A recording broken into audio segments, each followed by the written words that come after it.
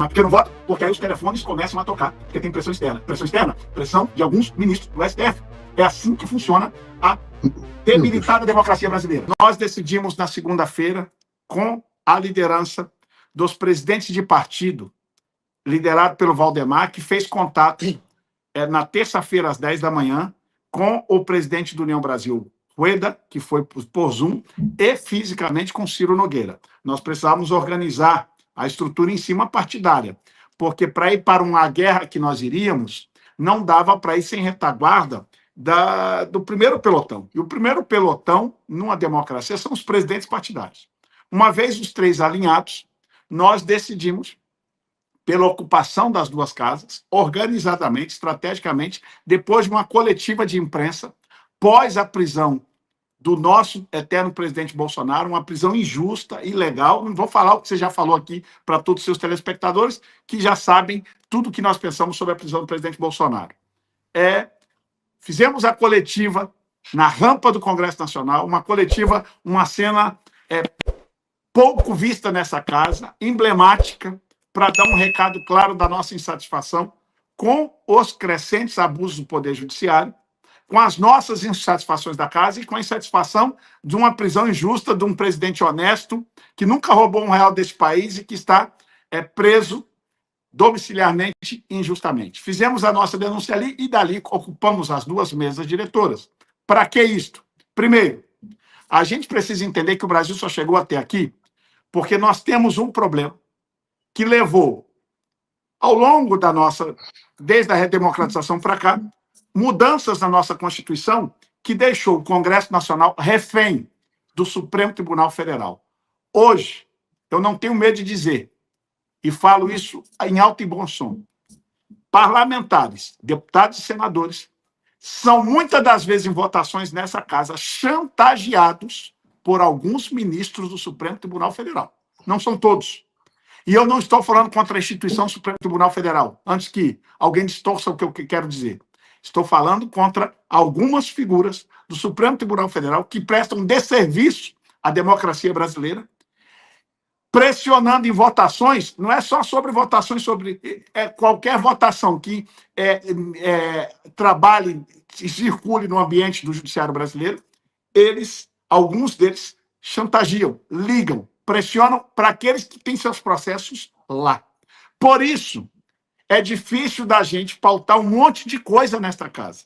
Entre elas, a anistia, que eu ouvi de todos os líderes numa reunião aqui, inclusive os líderes da esquerda, que as penas aos presos do 8 de janeiro, até para os da esquerda, são excessivas. Ora, se são excessivas, resta o quê? Anistia. É o que diz a nossa Constituição. Mas por que eu não voto? Porque aí os telefones começam a tocar, porque tem pressão externa. Pressão externa? Pressão de alguns ministros do STF. É assim que funciona a debilitada democracia brasileira. Falo e repito, é assim que funciona as ameaças, as chantagens com alguns parlamentares. Para resolver esse problema, o que a gente tem que fazer, o Figueiredo? Mudar o foro, tirar o foro privilegiado, que em algum momento foi pensado para uma proteção, para dar mais autonomia aos parlamentares. Então, o que nós acordamos aqui? Nós vamos votar. E aí não foi um acordo feito. A imprensa aí, algumas imprensas distorceram. Porque a gente não queria fazer ocupação para chantagear presidente de Câmara nem de Senado. A direita não é chantagista como a esquerda costuma ser. Nós somos ordeiros, nós somos da paz. Quando temos que guerrear, sabemos guerrear com tática, mas usar de uma ocupação para chantagear o presidente daqui ou lá, nós não iríamos fazer, porque não é um papel da direita isso. Nós queríamos usar a ocupação como instrumento de pressão. E para não ficar a leitura de chantagem, porque se você agir com chantagem com o presidente das casas hoje, a gente goste ou não, amanhã nós daríamos o direito à esquerda também chantagear. E nós não somos chantagistas. Mas não está havendo já, Sóstenes, chantagem da esquerda? Não, para mim... Você acabou de dizer que há mais do que chantagem, há ameaça. Não, para mim há chantagem sim do STF. Do STF? A esquerda eu não colocaria na conta da esquerda isso, Paulo. É que o esquerda e o STF às vezes parecem ser às vezes se misturam, concordo com você. Talvez nessa mistura você tenha razão. Mas eu foco especial, porque esquerda e direita na política sempre vai existir e é necessário. Claro. É bom. Senão vira ditadura. Nós não somos a favor, a gente quer o contraditório. Então, assim, mas você, a gente às vezes concorda e nem todo mundo pensa igual na direita, e graças a Deus, porque tem coisa que você fala que eu não concordo, já vi você também não concordando comigo. Este é o grande. Assim que é bom. É o princípio da liberdade, não é? Então, o que acontece? Acho que existe sim essa chantagem feita pelo STF, mas nós não poderíamos fazer esse instrumento com a ocupação que nós fizemos. Então, para blindar o presidente das casas, como é que foi o acordo feito?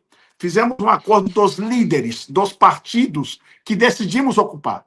Tinha comando.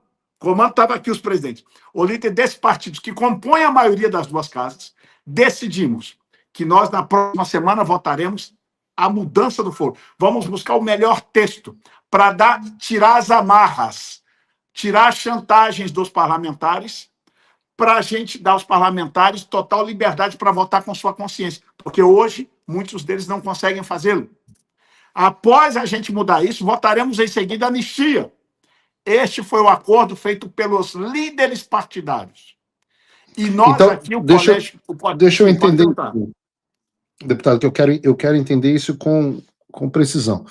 Então foi feito um acordo com os líderes partidários para, na semana que vem, votar a questão do foro? Como é que é?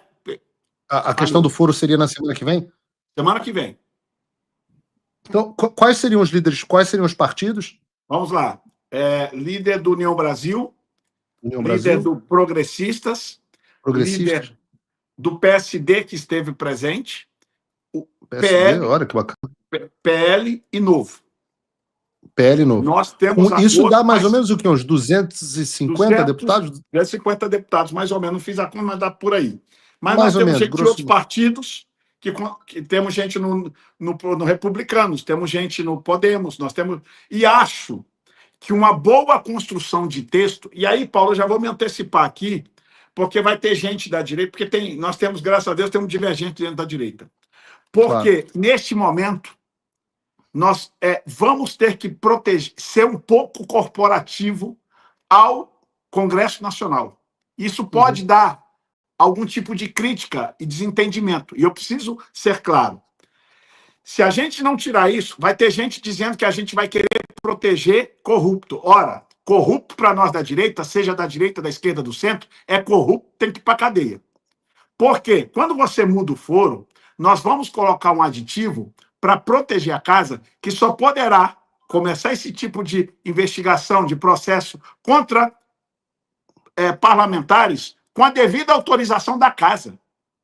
Quando a gente vê que é um caso de corrupção, a casa não segura, o povo pressiona e a gente autoriza. A gente vai ter que colocar mecanismo de proteção para a casa, porque senão nós mudaríamos do STF para alguma outra instância, somente.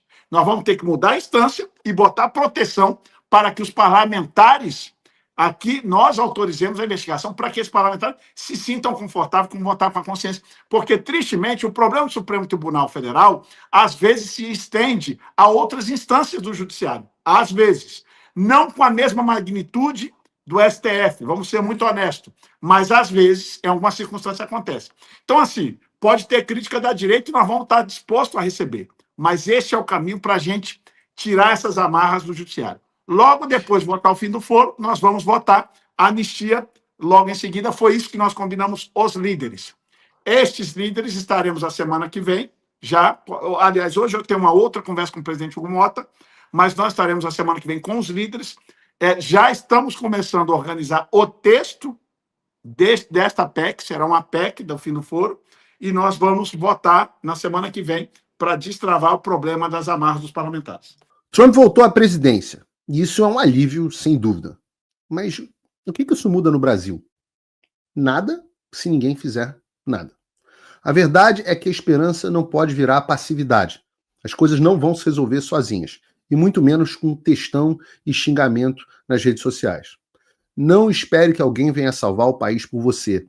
Se você não agir, ninguém vai. Eu estou fazendo a minha parte. Eu larguei tudo para me dedicar a isso. Mas sem apoio, esse trabalho simplesmente não continua.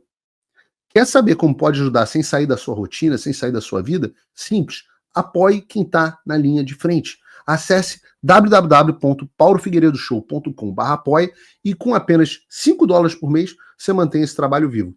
Se você puder mais, considere a possibilidade de se tornar meu patrono Gold e tenha acesso ao meu grupo privado no WhatsApp, onde você participa das discussões que guiam o conteúdo e muito mais. A diferença entre quem só assiste e quem faz parte da mudança é a atitude.